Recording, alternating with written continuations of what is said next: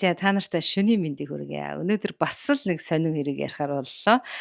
За та илүү руу суугийг анх удаа сонсож байгаа бол subscribe дараарай, like дараарай гэж хүсье. Таны ганцхан удаа дарсан like болон subscribe надад их тус болд юм шүү. За энэ мэдээлэл нь цаашаа YouTube-д очдог байгаа. За тэгснээр бол одоо та надад их тус болж байна. Миний энэ хийсэн одоо орчуулсан, ярьсан энэ бүх цаг хугацаа хөдөлмөрийн маань одоо үнэлж надад тус болж байгаа юм шүү гэж ойлгоорой. За мөн байнгын сонсогч нартаа баярлалаа гэж хэлье. За та нартай хайртай шүү. Дандаа намайг сонсож дэмждэгт баярлалаа. За өнөөдөр би нэг ер нь хоёр хүний тухай ярих болно. За эхний хүн бол мэдээж Клара гэх 25 настай залуухан сайхан бүсгүй байгаа. За хоёр дахь хүн бол Жакоб Донован гэдэг хүн байгаа. За энэ Жакоб Донован гэдэг хүн бол овог нэрээ солиод Итан гэдэг нэр авцсан юм бэлээ. За тэгэхээр энэ хэрэг дунд байна одоо нэг Жакоб Донован гэж орж ирээл нэг Итан гэж ороод ирнэ. Тэгэхээр бол та бүхэн маань энэ Жакоб Донован болон Итан гэдэг бол нэг хүн юм байна гэд ойлгоод явчихад болох юм аа. За ингээд хэрэгтэй орцгоё. 2019 оны 6 сарын 3-нд үзэсгэлэнтэй Ривердейл хотын захын нам гүмхэн дүрэгт нэгэн залуухан эмэгтэй амиа хорлож нас барсан хэрэг гарсан. Хохирогч эмэгтэй Клара Донован гэх бөгөөд 25 настай залуухан үзэсгэлэнтэй бүс байсан байна. Клара им хэтрүүлж ууж амиа хорлсон байлаа. За цагдаа нарыг хэргийн газар ирэхэд Кларагийн төрсөн эцэг болох Жакоб Донован гартаа хутга барьсан шоконд орсон байдалтай охиныхоо цогцсны дэргэд сууж ирсэн. Түүнийг амиа хорлож нас барснаас хойш нэгэн хачирхалтай үнэн ил болсон юм. За эхэндээ бол мөрдөгчд Клараг төрсөн эцгээсээ болж амиа хорлож нас барсан шалтгааныг юусоо ойлгохгүйсэн байна. Гэвч мөрдөн байцаалтын үеэр хориотой хайр дурлалын арманс болон цусан холбоо ил болсон. За Жакоб Донован бол тайван зантай, дөлгөөхөн, ерөн сайхан нам гүм амьдралтай, урд өмнө ерөөсө хэрэг төвөгт холбогдож байгаагүй хүн байсан. Жакоб Донован төрсөн охиноо алж чаднаа гэсэн санаа бол түүнийг таньж мэддэг хүмүүсийн төсөөлөлд огт багтахгүйсэн. Клара коллежид дөнгөж төгсөөд амьдралд хүрэлт тавьж байсан үзэсгэлэнтэй сэргэлэн охин байсан байна. За энэ гинтийн үхэл хүчирхийллээс болоогүйг мөрдөгчд олж тогтоодог. Гэмт хэргийн үндсэн шалтгаан нь Кларагийн олон насны зөрүүтэй найз залуу нь түүний насан туршдаа хайж явсан төрсөн эцэг нь байсантай шууд холбоотой байсан.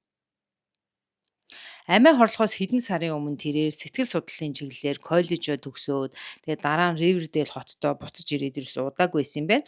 Тэгээ Кларагийн найзууд нь бол одоо Клараг ярихтаа айгүй их амбицлэг, амбицгүйсэн, ажилч хичээнгүй, өөдрөг үзэлтэй хүн шүү гэж найзууд нь бол Клараг айгүй их ярьдаг байсан гинэ.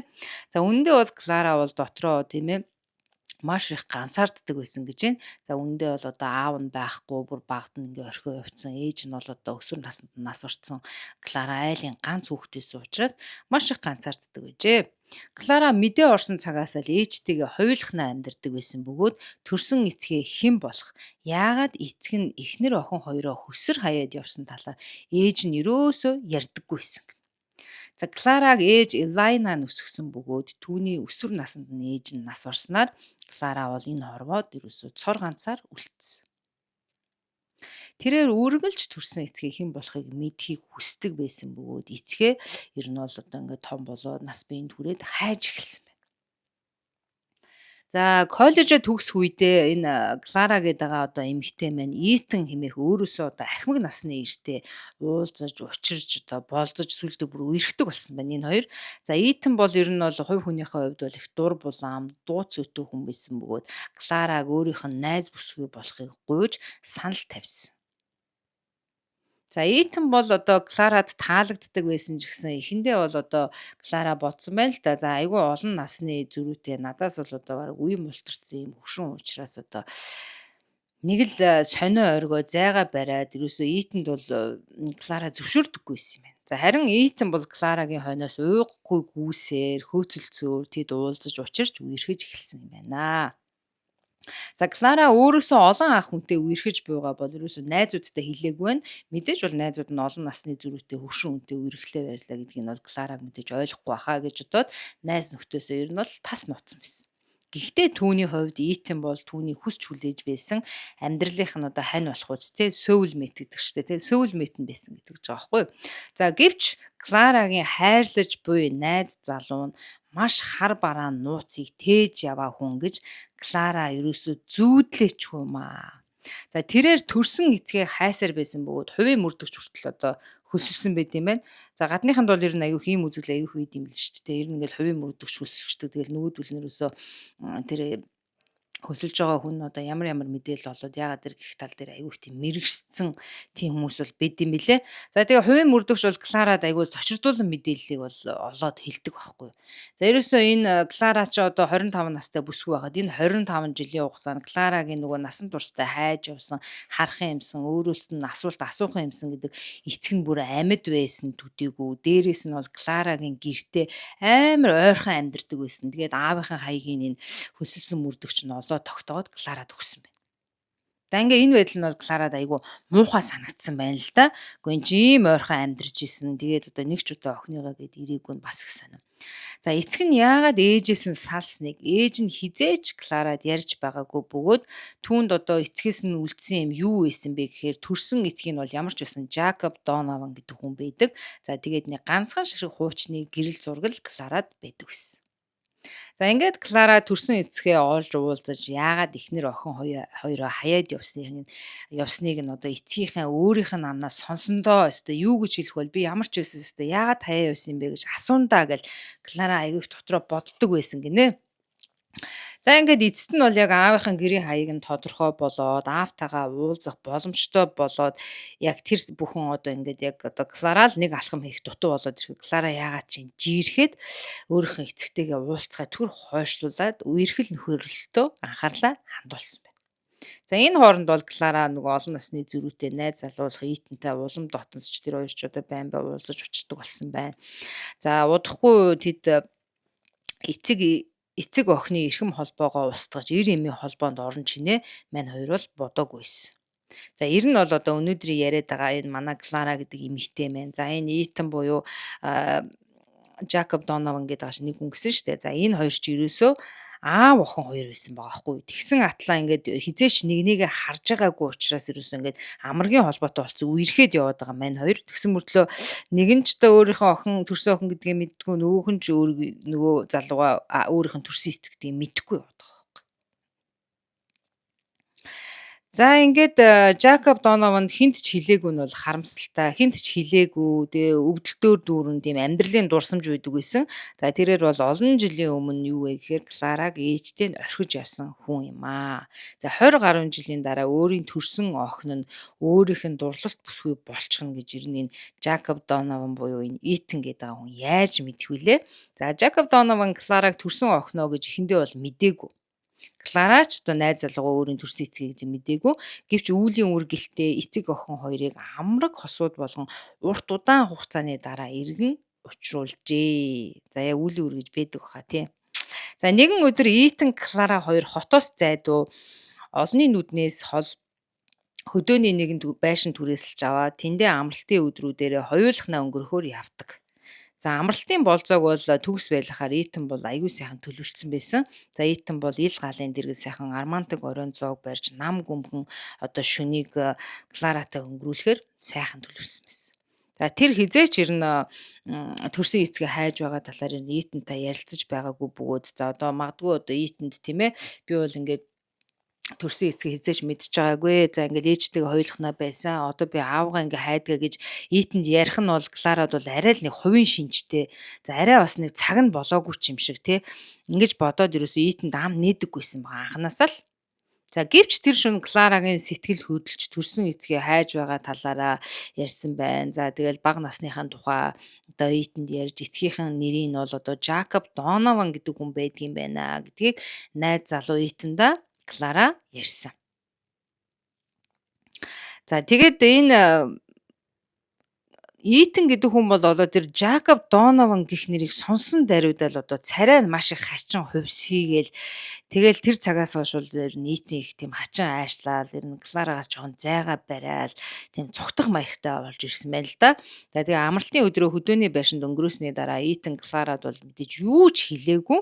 За тэгэл тэд бол тэгсэн гисгэж нэг дуугаа хоёр тал дуугаа ураад гисгэж байж байгаа л хот руугаа буцсан байна. За төрсөн эцгийнхээ нэрийг хэлэхэд Итан тийм ээ юунд ингэж эвэртэй тулаа үтсэн мэт болвоо гэж Клара бол гайхаа дотроо айгүйх сэжиглсэн байна л да.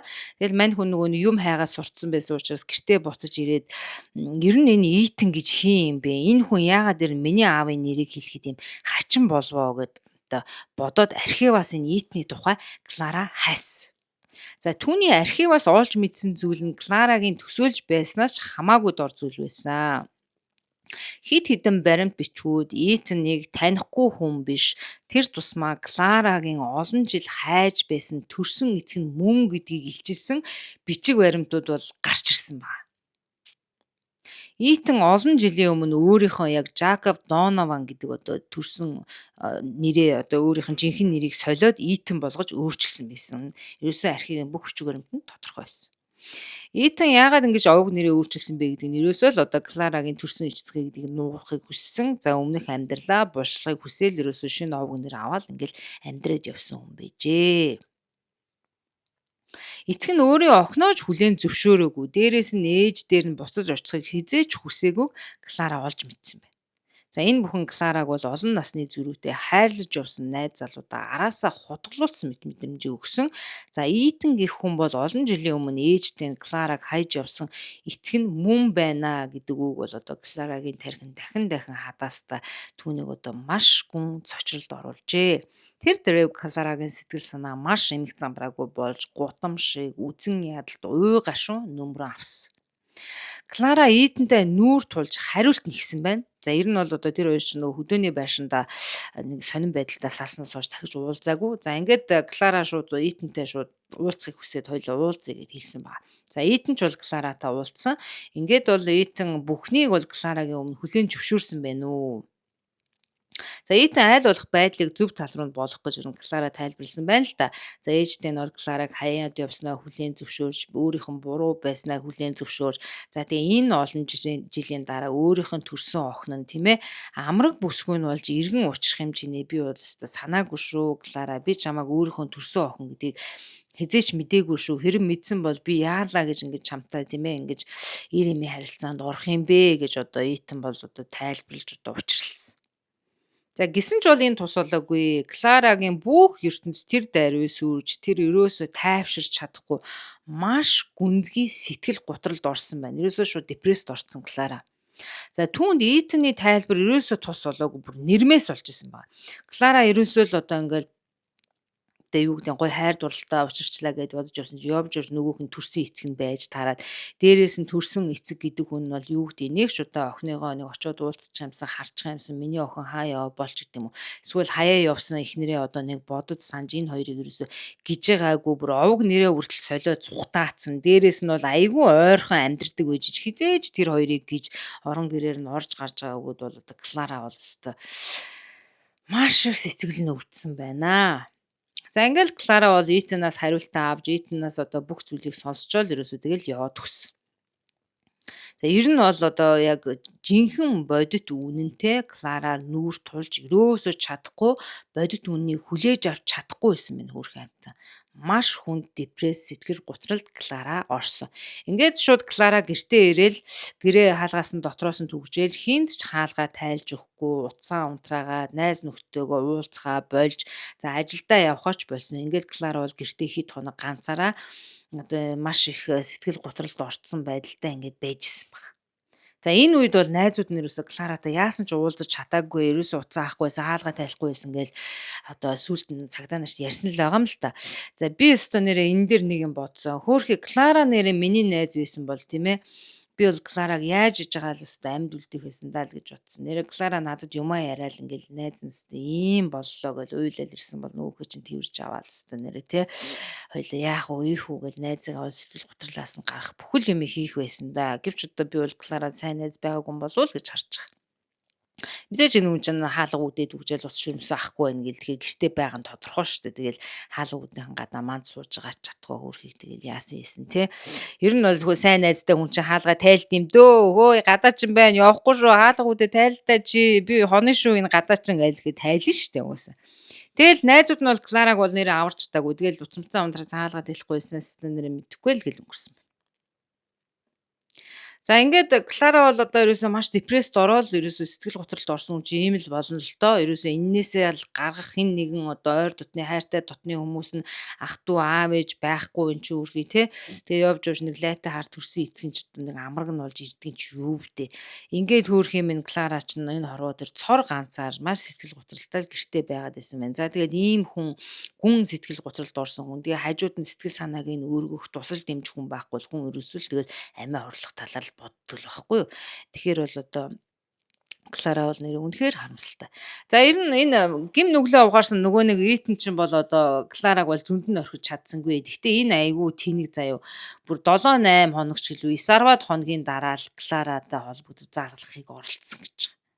Жишэл тэнэг байгааз аав нь үжиж. Тийм олон хоног. Тэгээ Клара чинь тэр олон хоногийн дунд депресд ороод ганцаараа байж гал ерөөсөө амиа оролцсон л байгаа байхгүй юу. Тэгээд энэ Итан Клара руу залгасан чинь Клара ерөөсөө уцаа авахгүй л байсан байна. Тэгээд өөрт нь хариу бичихгүй, мессежэд нь хариу бичихгүй байсан гэдэг ч. За Итан ч ерөөсөө болсон явдлыг бодож хэд хоног бол хоол унднаас гарч унтаж чадгаа байгаад тэгээд бол нэг 7-8 хоносныхаа дараа бол ерөөсөө за ер нь Клара дээр очие уулзъя, ууршилтгүй, ер нь гэрт нь яваад орё, ер нь юу болж байгаа юм бол гэж энэ Итан ботсон баг. За гэвч Итнийг бол Кларагийн байранд ирэхэд хаалга нь онгорхой, бүх зүйл нэг л тийм хачин, ёрын чимээгүй байсан гэж.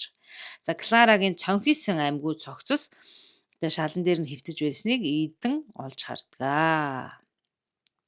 За тэгэл Клара ч нөгөө нэг им уугаад амиа оролцсон шүү дээ. Тэгээд Итнийг бол гэрт нь яваад ороход бол нөгөө имийн баахан дүүрэн хоосон самнууд бол Кларагийн эргэн тойр нь ингээд тасгараад унтсан тагмаг нь энтэндээс ингээд тэгдэг.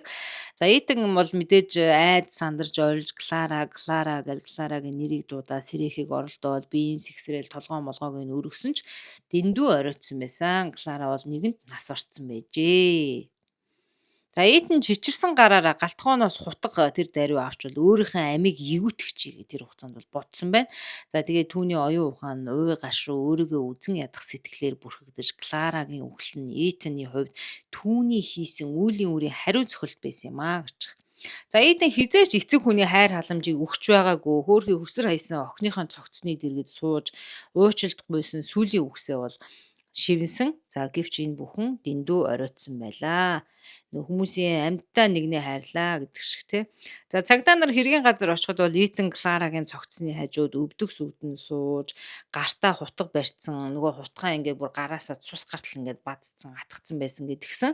За мэдээж Итаны хувцс нь бол цуснд будагдаж, царай нь хунхай цайж, амьгүй мэт гүлийсэн Итан баривчлагдах үедээ бол одоо ямар ч эсэргүүцэл үзүүлээгүй ингээд баримтлагдсан юм байна. За ингээд Итан буюу Жакоб Донован гэдэг хүнийг бол одоо ерөөсөө энэ Кларагийн үхэл буруутгасан байна. За ингээд өөрийнх нь бас одоо төрсөн охинтойгоо юм бэлгийн харилцаа хийсэн болон одоо өмнөх амьдралын юм асуудлын нэтэрээ ер нь энэ бүх болсон хэргийн процесс нь бол түүнд бол одоо бүх насаараа шорон суух ялыг өгсөн байна. За ингээд өнөөдрийн хэрэг маань үүгээр дуусч байна. За үнэхээр харамсалтай хэрэг байна. За одоо юу гэмдэ одоо нэг энэ тэнд олон ихнэр аваад салаад үр хүүхэд нь эцгээ мэддгүү тийм хүмүүс байдаг шүү дээ. Тэгэхээр одоо юу гэдэг нэг эцэг нэгтэй их ондоотой эсвэл их ондоотой эцэг нэгтэй хүмүүс гээл одоо тэд нар юу гэдэг нөгөө овог нэр гарал угсаага одоо нөгөө хилж ярьж явна гэдэг чинь л одоо их чухал байгаа юм л да тий. Тэгэхгүй бол одоо энэ олон жилийн дараа хүн чинь бол одоо тэгээд нөгөө төрсөн хүүхэд мөхтэй хараад мэдэхгүй шүү дээ. Тэгээд одоо ийм нэг харамсалтай хэрэг болжээ. За ингээд өнөөдрийн маань хэрэг үгээр дуусч байна. Хүлээж авсан сонсон та бүхэндээ маш их баярлалаа. За ингээд дараагийн дугаараар дахин уулзъя. Баяр таа.